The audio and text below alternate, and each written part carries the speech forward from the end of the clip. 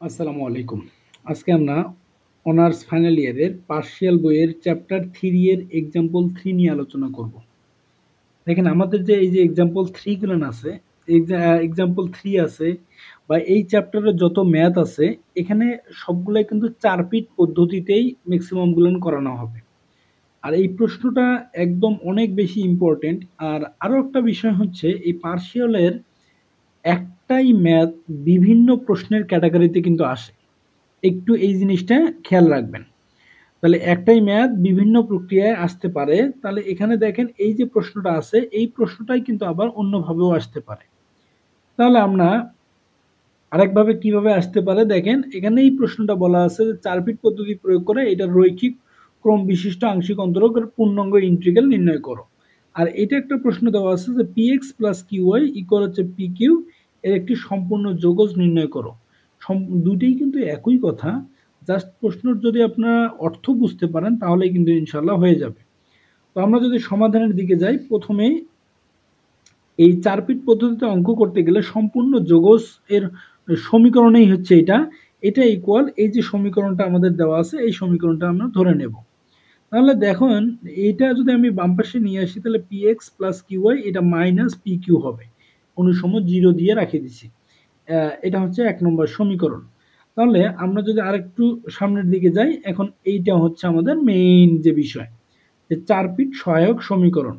তো 4 পিটের যে উপপাদ্যটা আছে এই উপপাদ্যটা একবার দেখবেন। আর এই যে অঙ্কগুলো আছে অঙ্কগুলো একটু করবেন, দেখবেন 4 পিটের উপপাদ্যর যত অঙ্ক আছে সবগুলোই আপনারা পেয়ে যাবেন। তাহলে প্রথমে আমাদের কি কাজ করা দরকার, উপরের মানগুলো আমরা দিয়ে নেব। তাহলে d p d q d z d x d y p q z x y, ঠিক আছে। তারপরে হচ্ছে del f by del x, যখন পি এর সাপেক্ষে এরকম আমরা পি এর নিচের মান যখন বসাবো তাহলে এক্স এর সঙ্গে জেড, ওয়াই এর সঙ্গে জেড, তারপরে হচ্ছে এখানে এই যে জেড যখন হবে এখানে হচ্ছে পি এখানে হচ্ছে কিউ। এখন এরপরে হচ্ছে পি এবং কিউ কেই করব, তারপর হচ্ছে মাইনাস পি মাইনাস কিউ হবে। তাহলে প্রথমটা হচ্ছে del f by del p, দ্বিতীয়টা হচ্ছে del f by del Q.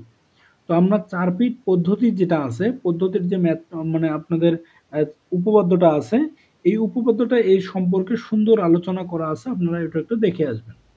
তা আমরা আরেকটু যদি সামনে যাই তাহলে del f by del x, del f by del x সমান হচ্ছে কি, আমরা যদি এই এফ ফাংশনকে এক্স এর সাপেক্ষে অন্তরীকরণ করি তাহলে এখানে পাবো এটা জিরো এটা জিরো, এটা হচ্ছে এখান থেকে এক্স এর জন্য 1 আর এখানে পাবো হচ্ছে পি। তার মানে del f by del x সমান হচ্ছে পি।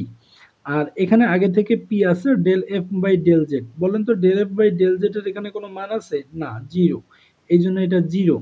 তারপরে হচ্ছে এটা জিরো।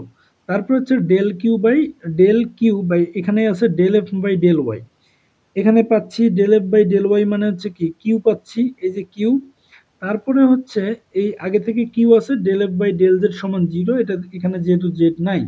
তারপরে এখানে আছে del f by del p, p এর সাপেক্ষে করলে পাবো হচ্ছে এক্স, এখানে পাবো হচ্ছে মাইনাস কিউ, এই যে এক্স মাইনাস, আর আগে থেকে একটা পি কিন্তু আছে, এই যে মাইনাস পিটা আগে থেকে আছে, আর এই যে মাইনাস কিউ একটা আছে। এখন del f by del q এর সাপেক্ষে যদি করি কিউ, তাহলে এখানে পাচ্ছে হচ্ছে ওয়াই আর একটা হচ্ছে মাইনাস পি, যে ওয়াই মাইনাস পি, এখানে এক্স মাইনাস কিউ হবে, হ্যাঁ এক্স মাইনাস কিউ হবে। আর এইদিকে হচ্ছে কি যে ডেল এক্স বাই হচ্ছে এখানে del f by del p, তাহলে ডেল পি এর মান কি এক্স মাইনাস কিউ পাবো, কারণ পি এর সাপেক্ষে যখন করব এখানে পাচ্ছি হচ্ছে এক্স আর এখানে হচ্ছে মাইনাস কিউ, তার মানে এক্স মাইনাস কিউ আগে থেকে একটা মাইনাস আছে। আর del del f by del q এর সাপেক্ষে যখন করব দেখেন কিউ, তাহলে এখানে হচ্ছে কিউ, তার মানে কিউ এর সাপেক্ষে করলে হচ্ছে ওয়াই, আর একটা হচ্ছে এখানে কিউ এর সাপেক্ষে করলে মাইনাস পি, তাহলে আগে থেকে একটা মাইনাস আছে ওয়াই মাইনাস পি, কিন্তু এটা অন্তরীকরণ করে পাইলাম। এখন আমরা যদি আরেকটু সামনে চলে যাই তাহলে এখানে একটা অনুপাত এখানে একটা অনুপাত, এই যে কয়েকটা 5টা অনুপাত আছে, এই 5টা অনুপাত থেকে প্রথম 2টা অনুপাত আমি নিলাম। এখানে হচ্ছে del p by del dp by p, আর এখানে হচ্ছে ডিপি বাই কিউ, কারণ ডি কিউ বাই কিউ, কারণ এটা কিন্তু জিরো এটাও কিন্তু জিরো, তাহলে ডিপি বাই পি ইকুয়াল হচ্ছে ডি কিউ বাই কিউ। তাহলে এখানে আমরা জানি এটা সূত্র হচ্ছে লন পি ইকুয়াল হচ্ছে লন কিউ, আমরা লন এ একটা সমাকলন ধ্রুবক নিয়ে আসলাম। তো সমাকলন ধ্রুবক নেওয়ার পরে আমরা এটা সূত্র জানি হচ্ছে কি যে লন এ প্লাস হচ্ছে লন বি ইকুয়াল হচ্ছে লন এ প্লাস লন বি এর সূত্র কি, যে লন এ বি। ঠিক আছে, লন এ বি মানে হচ্ছে এখানে কি কিউ এ হওয়ার কথা ছিল, কিউ এ, এই যে কিউ এ, পি ইকুয়াল কি পাচ্ছি কিউ এ, উভয় পক্ষ থেকে লন লন কাটি দেওয়ার পরে আমরা পি ইকুয়াল কিউ এ পাইছি। এটা হচ্ছে 3 নম্বর সমীকরণ। তাহলে এ ইচ্ছামূলক ধ্রুবক, এখানে এ কে ইচ্ছামূলক ধ্রুবক। এখন আমরা যদি পি এর মানটা যে এ কিউ পাইলাম, এটা যদি আমি 1 নং সমীকরণে বসাই দেই, তো 1 নং সমীকরণটা কি ছিল, 1 নং সমীকরণটা এরকম ছিল যে পি এক্স প্লাস হচ্ছে কিউ ওয়াই আর হচ্ছে মাইনাস পি কিউ।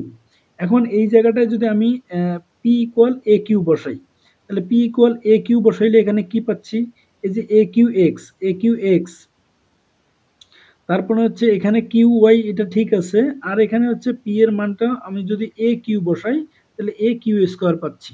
তাহলে এ Q x Q Y A Q square equal 0। তাহলে এ কিউ স্কোয়ার ইকুয়াল এটা আমাদের এ কিউ এক্স প্লাস হচ্ছে কিউ ওয়াই, এটা পাচ্ছি।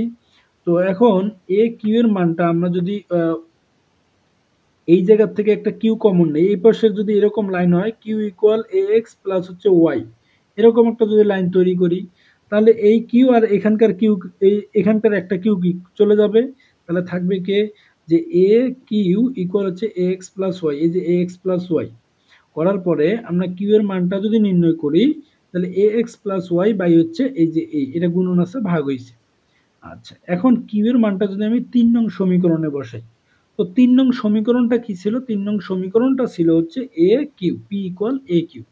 তাহলে এখন আমি যদি কিউ এর মানটা বসাই দিই এ এক্স প্লাস ওয়াই বাই হচ্ছে এ, তাহলে এখানে আগে থেকে একটা এ আছে, কিউ এর মানের একটা এ আছে, তাহলে এই এ আর এই এ কাটি যাবে, থাকবে হচ্ছে এ এক্স প্লাস ওয়াই।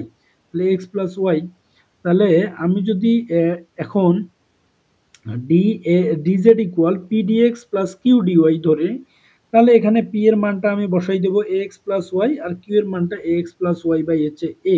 তো এই মানটা বসাই দেওয়ার পরে আমরা যদি উভয় ক্ষেত্রে এ গুণন করে দিই, অর্থাৎ এই এটা তোলার জন্য আমরা উভয় ক্ষেত্রে এই পাশেও এ গুণন করব, ডান পাশেও এ গুণন করব, তাহলে দেখেন এ ডিএক্স এ এ এ এক্স প্লাস জি, এটা হচ্ছে Y A x plus y, আর একটা হচ্ছে ডিএক্স, এটা ঠিক আছে, প্লাস প্লাস এ গুণন করলে এই এ আর ওই এটা চলে যাবে, থাকবে হচ্ছে a x plus Y dy. এখন এখান থেকে আমি কি পাবো, আচ্ছা এখানে এ এক্স প্লাস ওয়াই আছে, এখানেও একটা এ এক্স প্লাস ওয়াই আছে, দুই জায়গার থেকে এ এক্স প্লাস ওয়াই কমন নিতে পারি কিনা, পারি। আর থাকবে কি এ ডিএক্স আর একটা হচ্ছে ও ডিওয়াই, এই যে ডিওয়াই। তো এখন এখানে পাচ্ছি কি, যে এ এক্স প্লাস ওয়াই, এ এক্স প্লাস ওয়াই, এটা ঠিক আছে। আর এখন যদি আমি ডিটা বাইরে বের করে নিয়ে আসি, তাহলে হচ্ছে এ এক্স প্লাস হচ্ছে ওয়াই থাকবে।